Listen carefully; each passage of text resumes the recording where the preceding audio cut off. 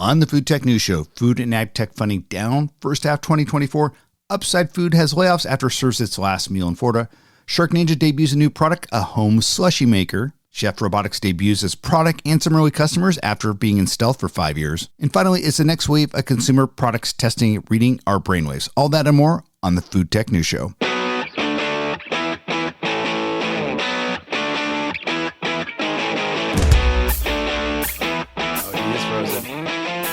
Perfect way to start a podcast. It's a perfect way to start a podcast. Peter, you're going to be periodically frozen, but your audio is working. So it's all going so smoothly.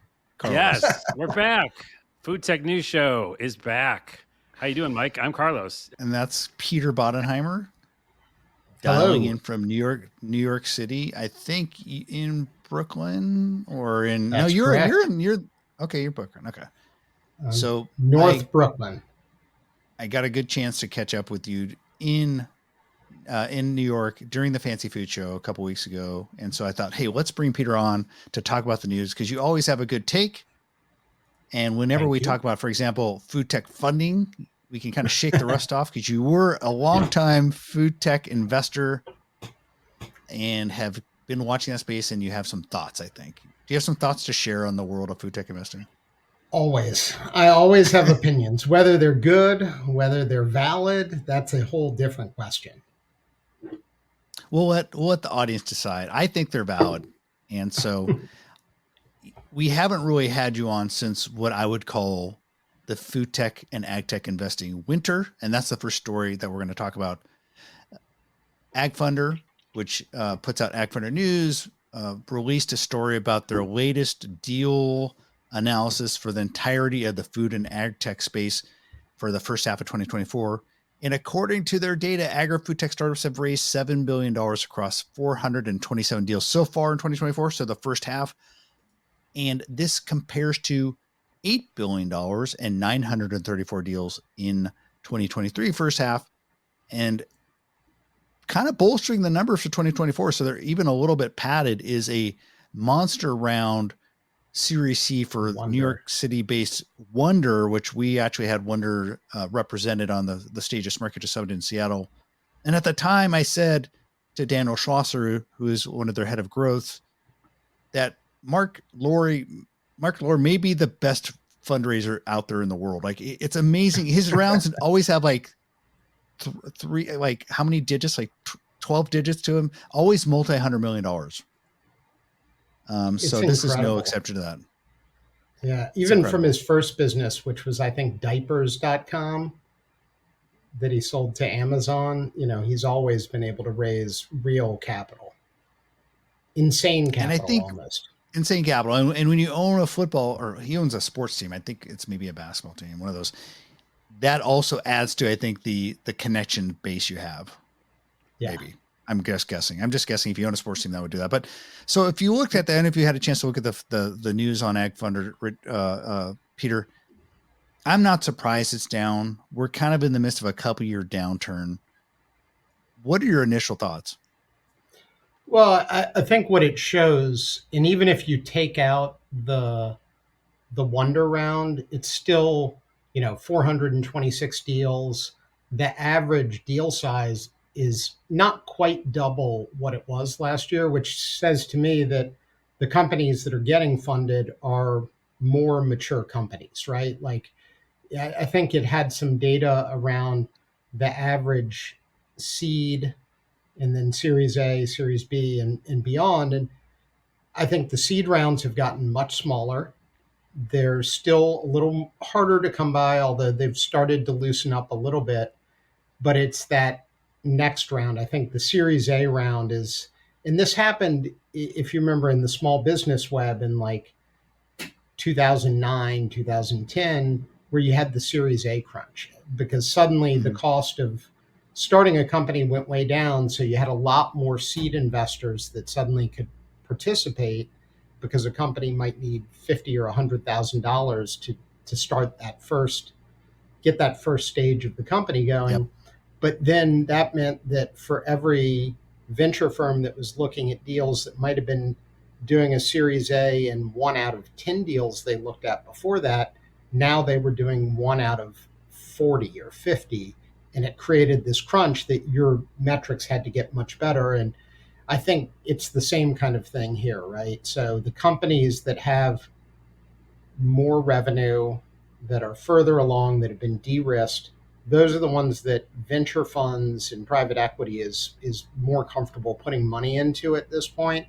And the more speculative funding, which could be things like cultivated meat or meta, the metaverse or some of these other things, or blockchain, or I think there's still things happening in these other spaces, but there was a period of time where NFTs were intersecting with the food industry in a way that didn't make a lot of sense, but there were people funding it. And I think all that stuff's gone away.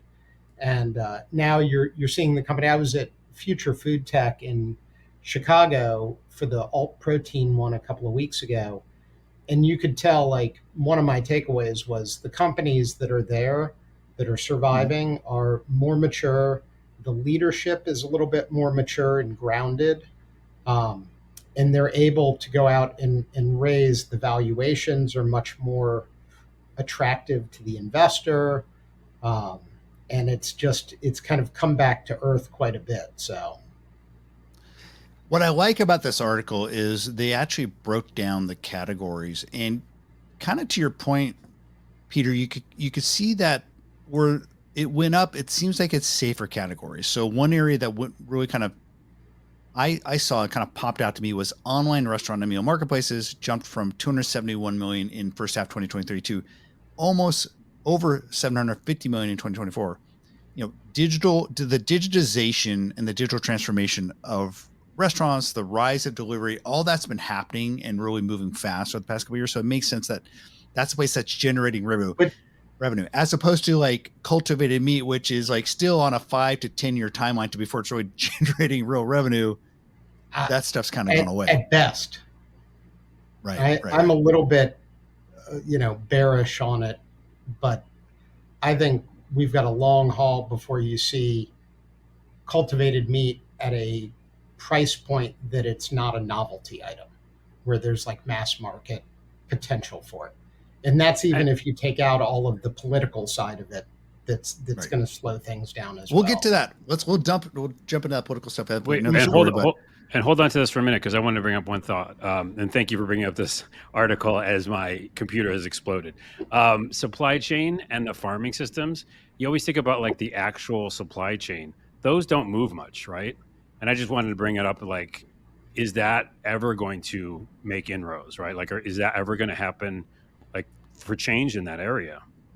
I think the digital transformation, like, that's a place that you can really optimize through SaaS. And so like SaaS driven optimization in the food system, I think that's a mature market that I think venture capitalists would like. And so you saw supply chain went from $500 million in funding first half 2023 to about $750 million in first half 2024. And I think that's probably because, like I said, that's an easy area through SaaS, application of SaaS, that I think people can ring out optimization. Yeah. I'll say this. I think margin matters more than anything else in the food industry. And if what you're doing can improve margins, then funding becomes a little bit more easy to come by. Whereas if what you're doing is just novelty, or, I hate to sound cynical, but, when it's like, we're going to save the world with this, that, and the other, I think the industry and the funders that understand the industry are saying, that's great, but that's not what builds the business today.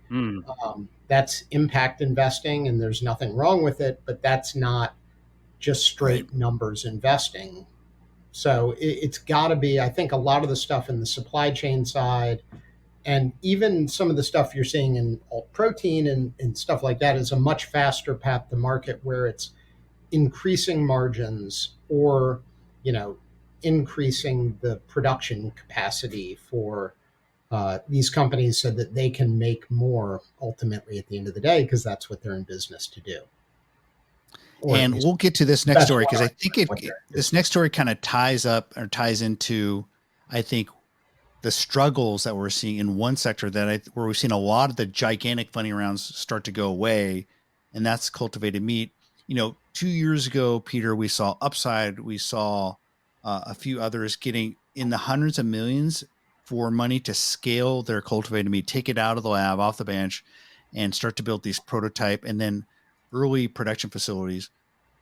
I think that space is struggled because we talked about the long investment horizon, but also they're running up against headwinds on the political side. So you probably saw the story a couple weeks ago where Upside did a final tasting in Florida as Ron DeSantis has outlawed cultivated meat in that. I think there's a few states this has happened, right? Like cultivated meat is outlawed in Florida and then maybe another southern state or two, and tie that together with the inability to get funding. And they laid off a few dozen people this past week.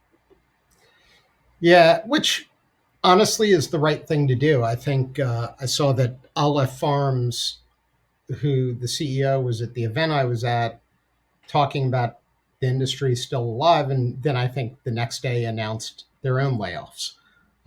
So that goes back to the companies maturing a little bit and realizing that those massive rounds they raised aren't going to continue, and they need to make that. I think Upside's raised something in the neighborhood of like $900 million or 900 and something $million. They're going to have to make that go a lot longer than I think they originally thought. Because to get, I think we even talked about it when we were IRL, Mike, that the tastings you go to that are cultivated meat tastings are a fraction of actual cultivated cells, like 5, 10, 15%. Yeah. So I went to one in San Francisco. I went to San Francisco to do a cultivated meat tasting, I think in April, for Future Food Tech. And I went to an event put on by a consultancy. And as part of that dinner, I think Sci-Fi Foods was on the menu. And Sci-Fi Foods, I get that. I get the meat in front of me. Sci-Fi Foods. I had first of all, signed a disclaimer about it. But then when I got it, I was actually sitting next to the CEO of Sci-Fi Foods, and there's no indication that at that time that they were going to go out of business, and they did about 2 weeks ago. And there's about 5% of cultivated meat, probably like 2 to 5% of cultivated meat. The rest was all plant-based. I don't mean to come across here, by the way, as being totally against this idea of cultivated meat. I think it's an area that I'm really intrigued by. I think the science is interesting. I'd love to see this scale. Just as a journalist looking at the space, it's struggled. And so to your point, like so many of the tastings, even 5 to 10 years into this, there's still just a tiny bit of the plate that you get is cultivated meat. And we've talked about this on the show many times. And I want to bring up the point that I'm a Mr. Soy meat person. I eat soy meat all the time. If I'm not eating chicken, actual chicken. And I think it comes down to this kind of just the mentality of a human. And like when they get into a method of what they like, it's hard to break them out of that. And soy has been around for so long, and there's so many, well-known brands that just do it right. And so when I go to the store, if I just take myself, I know that if I want this certain meal and this certain kind of, taste that night, if I get this Morningstar, it's going to work. Like it's just going to work. But if I go cultivated meat, I don't know what I'm going to get.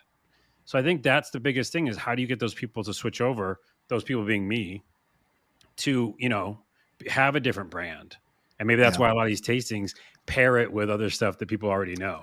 I think and you can't do tastings in a grocery store, right? Which is how you're going to get to mass market. And, that limits the exposure you can have. I think the downturn in alt proteins is ultimately going to be a good thing. And so I was out in a conversation yesterday with earlier this week, Paul Shapiro, who founded a really interesting company is built, Better Meat Company. And they're all about hybrids. And their first generation of product was all about plant-based. Their new product is all mycelium based, and they're definitely moving heavily into that. And I think everything I'm hearing, even the tastings I've had around mycelium based all protein is so much better than the first generation. And I think it also has the benefit of being much cleaner label. This is a biomass fermentation product. Fungi is a lot closer to meat than plant-based. Like it just is. And so I think the industry is starting to get smarter. You're going to see a lot more in that regard around mycelium-based proteins. Can I say two things with regard to that? One is a shout out. I actually was catching up with the founder of Mush Foods yesterday, which is started in Israel, is now based in New York. And they have a product called 50 Cut, which they have a proprietary mycelium that they grow, and then they blend it with meat. And they're in market and doing great. And they have burgers. They also have a chicken product. They have sausage. And I swear to God, they were at Fancy Food, and you would never know that it wasn't just meat. And so it cuts the carbon footprint. It's a great product. And I think it goes to market very directly. It saves money for the end customer of their business, which is the restaurant operators, right? So it's not. Yeah.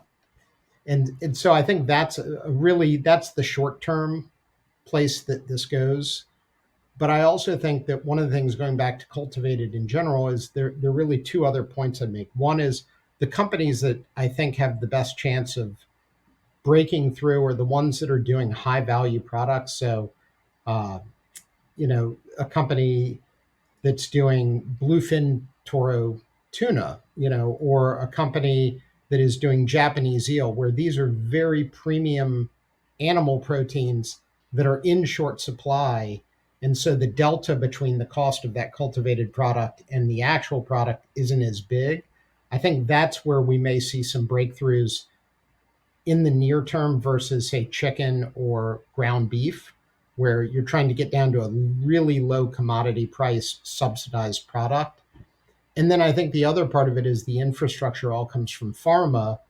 And if you're curing cancer, you can charge whatever you want. But if you're selling a hamburger, there's only so much somebody is going to pay for it. So you need food grade inputs that are going to start to come into play, as opposed to all this pharma grade input. And that'll hopefully start to drop the price a little bit. Yep. Great points. I think that the push into things like mycelium is something that I think the bigger brands of the last wave, like Impossible, should start looking at. I've always wondered why. I think their new CEO of kind of a Chobani ex-exec will start looking at essentially being, hey, you should be agnostic, I think, around the technology, and think about, hey, just producing great technology or great food that consumers want. And if that means acquiring a company that's doing mycelium biomass fermentation, that they should do that. And I imagine that at some point, these brands like Impossible and beyond might start looking at that. So, yeah. And for our live audience, real quick, there's been a lot of mix up on the screen. It's all going to be fixed in post. But Mike, I'll tell you live that I got it now. I can control the website. So I'll do that from now on.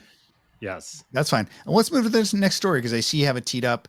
Yes. It's a completely different story. As the folks who read the Spoon like to know, we also like to check in on what's going in on the consumer kitchen. We just had our Smart Kitchen Summit about a month ago. And one of the companies that's been, I think, a star in the consumer kitchen space and really having a lot of hit after hit, is SharkNinja. And that's probably because they do these out of the box concepts. They have these crazy ice cream makers. I just replaced my air fryer that fell onto I had an air fryer that fell onto the ground and completely broke. Wasn't my fault. I won't name names, but we had to go get a new one. And so I got a SharkNinja air fryer. I'm really enjoying it. And so I saw this news today that they're doing a slushy machine, and I want a slush machine. Carlos, I don't know about you. This seems like something that would be right up your alley. Especially with the heat. Especially with the heat, this is the right time of year to come out with this. You make frozen margaritas, you can make chocolate milk and milkshakes. Peter, I don't know if you follow the consumer kitchen space very much, but do you want a SharkNinja slush machine? I am the wrong audience for this, because I live in Brooklyn, and so counter space is a little bit of a premium. And I don't know if you remember Alton Brown's Good Eats, but he was always against things that were unitaskers. I always want things that are multitaskers. This is pretty awesome. but I have no place that I would ever put it. Um, I have done enough things where I've done events where you rent one of those massive industrial Mhm. daiquiri Hmm. blended drink machines. And this seems like an excellent replacement for those because those are, I think the technology in those is maybe 3,000 years old. Oh no, Yeah. maybe Yeah. just 30 years old. But like they're really hard to clean, really hard to maintain. They put off a ton of heat. Yeah. I imagine SharkNinja's version of this is like a much cleaner consumer experience. Well, and the form factor, we just saw it. It's not super huge. I mean, that's an important thing Mhm. because I'm with you. I have a teeny room, even though it looks like a on the video visual. I'm in a cubicle, but yeah, it's a pretty small room, and this form factor is small enough that I can pull it off on my teeny kitchen counter. It's you make a good point about unitaskers and the lack of counter space. I think that's a real struggle for a lot of people. Um, I do think though this is a much smarter approach than say like if you looked like 10 years ago, maybe like 6, 7 years ago, there's a bunch of these, I guess, capsule based home bartending machines like the Bartesian, for example. So if you think about a Bartesian, you have to use their proprietary modules or pods. And if they go out of business, you're kind of screwed. But if you have this machine, like I just saw a picture of someone just pouring a bottle of vodka into the top. And I could just imagine if you can make drinks for your kids, you can make slushies, you can make margaritas for that party you're going to have on Friday night. I think it's a unitasker, but man, it looks like it's pretty versatile. Yeah. I mean, I will say this. I like this idea a lot more than I like some of the cocktail machines, not to pick on Bartesian or any of the other ones, but I like a good cocktail, and I don't think it's that hard to make one that you need, you know, a Keurig machine for it. Whereas I don't think most people are going to sit there and make a frozen, you might make a frozen margarita, but this looks a way more versatile than that. And, you do it once in the day as opposed to sitting there all day when you're hosting friends and batch after batch. And all of a sudden your Yeah. whole day is gone and you're like, great, I just smell like limes and tequila and Yeah. I've had Yeah. one cocktail the whole day. I will And say this depending though. on, Oh, go ahead, Mike. go ahead. Depending on the quality too, this one actually would creep into the prosumer market or even up into the small craft retailer, right? If you are a retailer in if you're in Brooklyn, you got a bar and you want to offer frozen drinks, buy this thing. You could do these slushies rather than one of these gigantic things that you see like the fair or whatever. This thing seems like will probably end up in some restaurants and bars. Yeah, that's a good application as well. I was going to use the application of just like I saw it do chocolate milk, and I thought, the protein drinks that I make in that, you want to do that with just to kind of froth them up a bit. I don't know. I think it's kind of cool. It is cool. Let's move on to our next story because this one I wrote a story today about this company called Chef Robotics. There's a founder named Rajat. I apologize. Rajat Bagaria, who has been in the in the food robotics space for about 5 or 6 years. He's been a long time venture capitalist, but he's been under stealth this whole time. And so just today they came out of stealth. We'll watch this thing in action. And what's interesting about his approach is so many of the food robotics, you probably have seen this, Peter, are focused on back of house restaurants, et cetera. But Rajat's point is so many of these locations are pretty low volume. Like you may have a restaurant that does 50 meals a day, maybe 75 meals a day. You're really cooking if you're doing 100 meals a day. But a human can handle a lot of that in the kitchen. One cook in the kitchen can handle a lot of this. But what he says, when he went out and talked to a bunch of people in the food industry, the space that really needed automation to keep up is in food assembly. And this was post-cook. So like food assembly that is cooked and needs to go into things like meal kits or go into things you might see around kind of the edge of the grocery store. You might see in hospitals or even on airplanes. Those meals you get on airplanes. I fly Alaska. They always give me a meal. And those are all put together in factories like this. So if you're looking at this video, if you're watching this on our live stream, you'll see their robot just kind of scooping a bunch of stuff into the baskets. And so I thought that was a pretty interesting approach. Probably a little bit differentiated from what I've seen from a lot of people building food robots. Yeah, I mean, I think Delta Airlines would probably have liked to have that, because I don't know if you saw the news the other day, but they had to pull all their meals from international flights because of mold contamination. So it's a real problem. Like, how are you The producing mold, these things? the mold detection unit is actually an extra $50 for his robot. So Oh, That's okay. where they they'll have to make pay the for real that. money, actually. Uh, Mold detection. Yeah. no, but it is. I mean, I think it's an interesting approach, only because you're right. So many of them are like, we're gonna have, flippy. We're gonna flip the burger. We're gonna do this one thing. And even when you look at a place like Kernel in that launched in New York, the former founder, I think you interviewed him not long ago, of Out Chipotle. of Chipotle, right? Yep. Yeah. And, I think they've even, somebody told me, I haven't confirmed this, but that they closed the location they had here to retool it. They wanted to learn from the original opening, and they've been trying to use automation. And I think their challenge is there. They want to operate each one with, I think, 3 full-time employees that have benefits and things like that. So I think this kind of, I think assembly is an interesting space. The question becomes, how much time does it save? How much money does it save? Again, maybe I'm just hammering this, but it's like, does it increase the margins of these producers? And if it does, then terrific. And if it doesn't, then it's technology for technology's sake. And that's, I think, the thing where, that's the area of food tech where things go to die, is if they're really cool, but they don't actually serve a business purpose that impacts the bottom line. Yeah, it's the application, I think. And because, like, you see a future where there are automated robots, actual humanoid robots doing all this work, and it's displacing the system, and it's actually making a difference, because you don't need, like you said, those humans checking the arm of the robot to make sure it's working right. It's the full humanoid robot in the future. It's inescapable. We'll be doing that, right? So we're in this, we bring this up on the show all the time. We're in this in-between phase for a lot of this technology. And so, to your point, Peter, like, unless it has good ROI, has a good investment reason, then it might not work for every application. Again, the things you said, Mike, it makes a lot of sense. It's definitely hospitals and things like that, Yeah. So. I like how you're assuming that the humanoid robot is like just like a foregone conclusion. Which It I is. think a lot.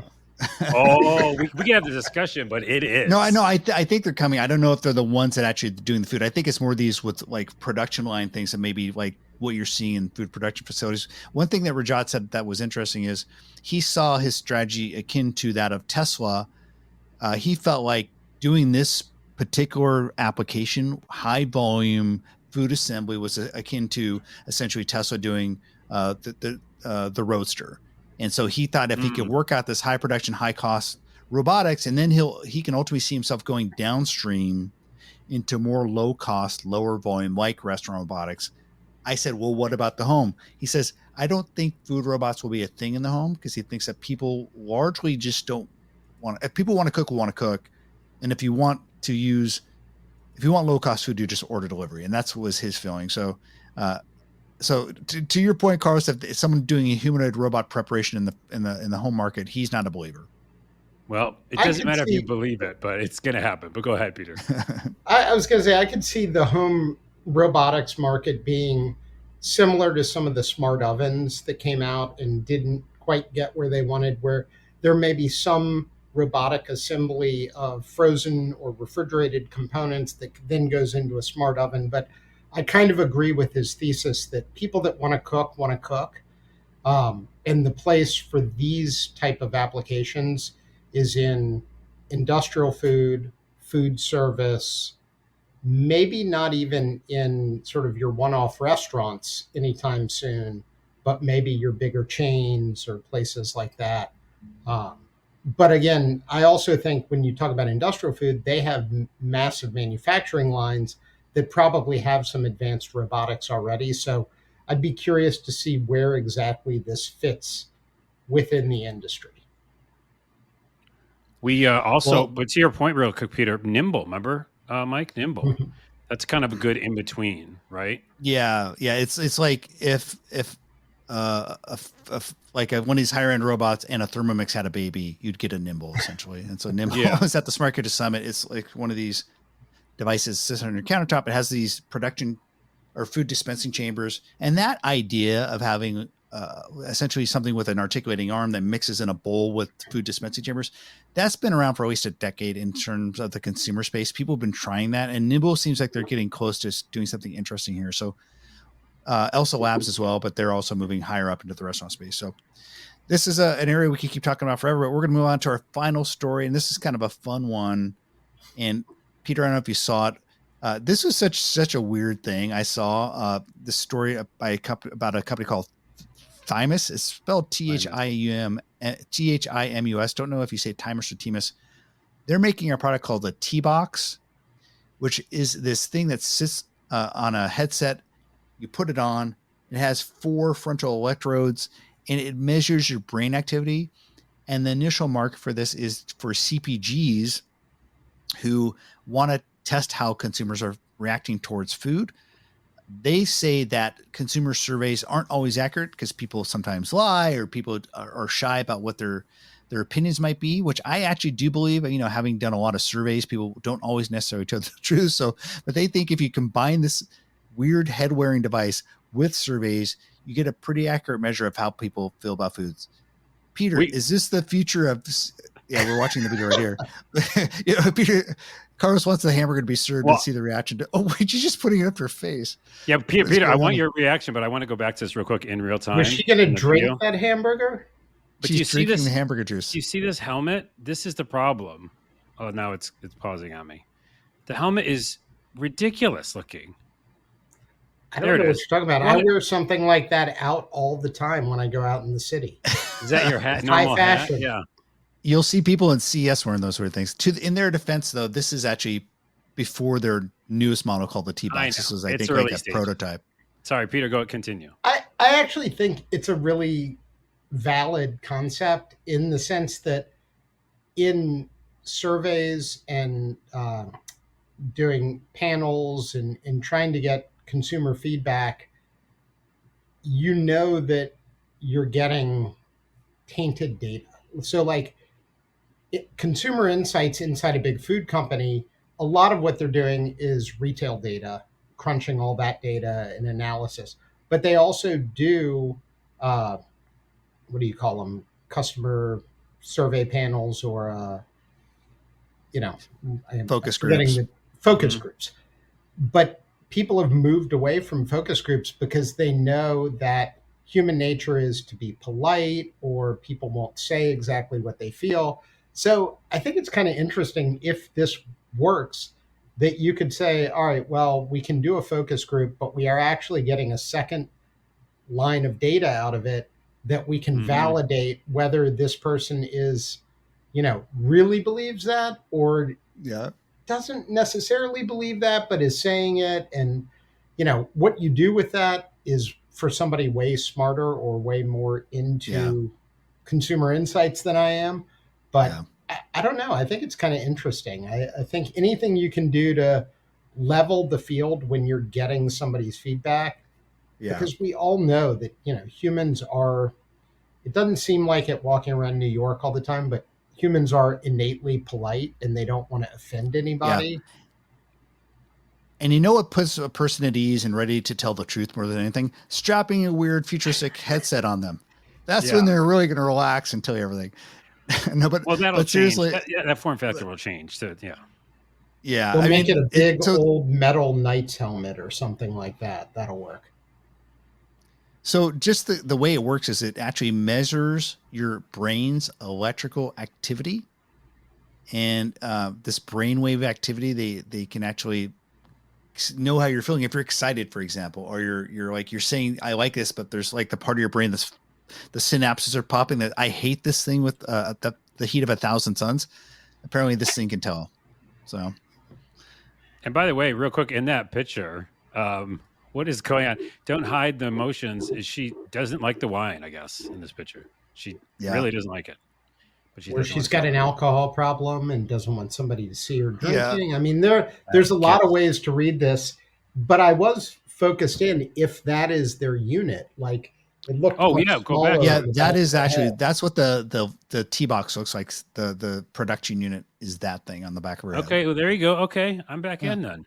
Yeah. That's definitely headed more towards something that wouldn't be completely weird. I mean, it'd still be very weird, and I don't know that I would be the person that would want to do that, but you know, As a tech it's getting side there. note, I was at a show once, some sort of gaming show, wore one of the very first mind reading controller adapter things.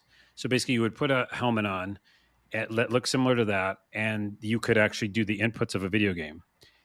I think they've gotten it pretty good now because I've seen like Twitch streams of people like beating games just with their thoughts. It's weird that this is a thing that exists, but it does. It totally does now. And it's not 100% great, but I used one of the first ones. Long story short, it looked like that. And they did have to like apply like lotion to my head. Yeah. And it felt awful. And it was a really bad experience. And I felt like uncomfortable doing it. But whole long-winded story, I did move my little character and shoot fireballs with my mind. It was pretty great. Well, I mean, eventually we're all just going to have Elon's little brain implant chip, and every time we eat a product, it'll send like a little signal to Kraft Heinz or whoever. Yeah. And then they'll deposit some money in Elon's bank account. That's where we're going with this, right? Yeah. Our AI overlords are already planning what we're going to do with this stuff. So, we're past. Don't worry, people. This is all going to be fine. Don't worry, everybody. We're all going to be fine. All right. Hey, Peter Bodenheimer, you're withstanding the heat. Do you have air conditioning in that New York, Brooklyn apartment? I do. We have modern amenities and all of that. Wow, cool. I don't have to commute this week, so it's nice to be. It may seem like a weird question, but here in the Seattle market, we're still, I think, the second most under air conditioned city behind San Francisco now. And we need it now, big time, with the whole shift. It's crazy. Yeah, New York is definitely not under air conditioned. So yeah, that's a good thing. That's a good thing about at least when these heat waves, it's so nice to have. So, but Peter, it was great to see you in person a couple weeks ago. It's great to see you online, and thanks for joining us and telling us your thoughts. Yeah, thanks for having me, and enjoy it as always. And we'll see what comes up next. With cultivated meat, and hopefully the funding environment the next time we talk will be considerably improved. So we'll follow it. So we'll follow it. All right. Stay with us, Peter. We're going to go to the green room. Thanks everyone for listening, and we'll check in next week. Check in next week. That's the ending. Bye. That's it for the Food Tech News Show, which is now being spun out into its own podcast. If you just want food tech news, look for the Food Tech News Show, subscribe, and we'll bring it to you weekly. All right, folks. Talk to you soon.